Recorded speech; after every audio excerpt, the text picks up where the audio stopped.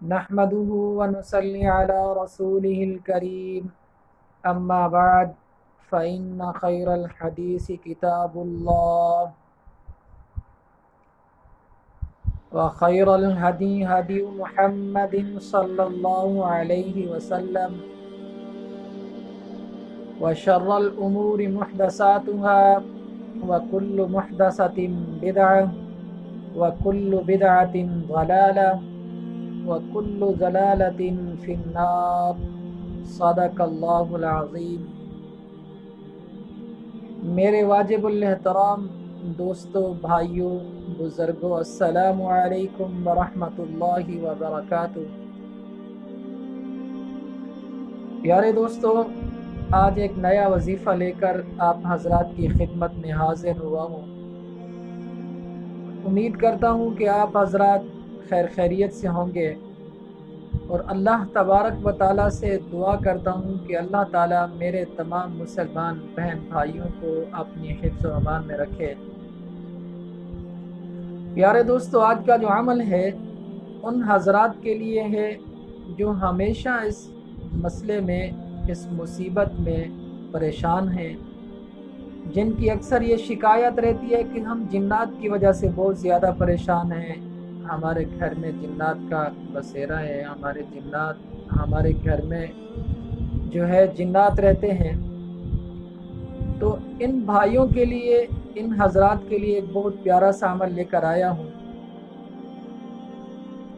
प्यारे दोस्तों, सबसे जो पहला काम आपने करना है वो ये है कि आपने अपने घर की सफाई करनी है।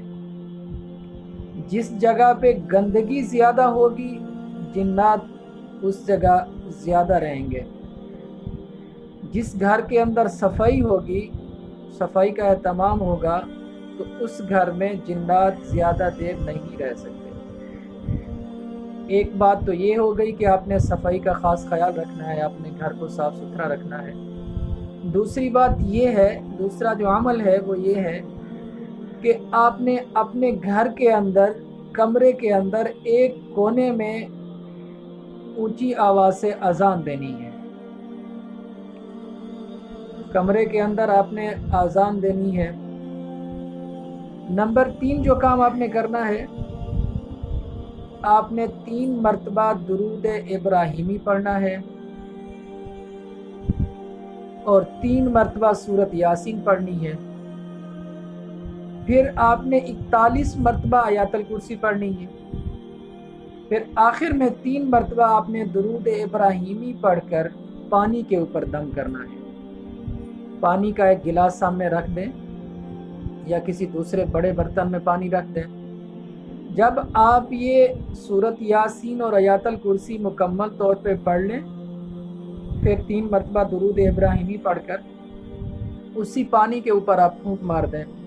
फिर वो पानी जो है आपने कमरे के अंदर उसी जगह पे छिड़काव करना है जिस जगह पर आप जूतों के साथ नहीं चलते फिरते, जूते इस्तेमाल नहीं करते, दीवारों के ऊपर छिड़का दें। वो पानी आप घर की 4 दीवारी के ऊपर छिड़का दें। पानी घर के उसी सहन के हिस्से में छिड़का दें जहाँ पर आप जूतों के साथ नहीं जाते। जिस जगह आप जूते इस्तेमाल करते हैं वहाँ पर इस पाकीज़ा पानी का छिड़काव नहीं करना। प्यारे दोस्तों, ये अमल आपने 3 दिन तक करना है। हर रोज़ सुबह की नमाज के बाद ये पानी आपने इसी तरह दम करना है। अजान जो है सिर्फ पहले दिन देनी है, दूसरे दिन और तीसरे दिन अजान नहीं देनी। दूसरे दिन आपने इसी तरतीब के साथ पानी को दम करना है, वो पानी फिर अपने घर के अंदर छिड़काव करना है। तीसरे दिन भी इसी तरतीब के साथ जो है ना पानी के ऊपर दम करना है। तो इंशाअल्लाह आपके घर से जिन्नात दफ़ा हो जाएंगे, आपके घर से जिन्नात निकल जाएंगे।